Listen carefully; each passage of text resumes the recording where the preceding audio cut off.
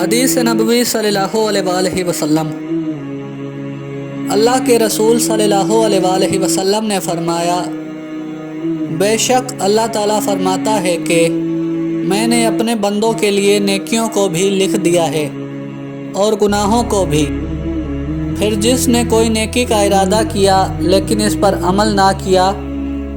تو اللہ تعالیٰ اسے اپنے پاس ایک کامل نیکی کے طور پر لکھ دیتا ہے، اور اگر اس نے اس نیکی کا ارادہ کیا اور اسے انجام بھی دیا تو اللہ تعالیٰ اس کے لیے اپنے پاس 10 سے 700 گنا بلکہ اس سے بھی زیادہ نیکیاں لکھ دیتا ہے۔ اور اگر کسی نے کسی گناہ کا ارادہ کیا لیکن اسے انجام نہ دیا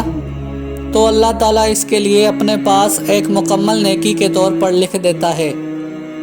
اور اگر اس نے اس گناہ کا ارادہ کیا اور اسے انجام بھی دیا تو اللہ تعالیٰ اسے اپنے پاس ایک ہی گناہ کے طور پر لکھ دیتا ہے۔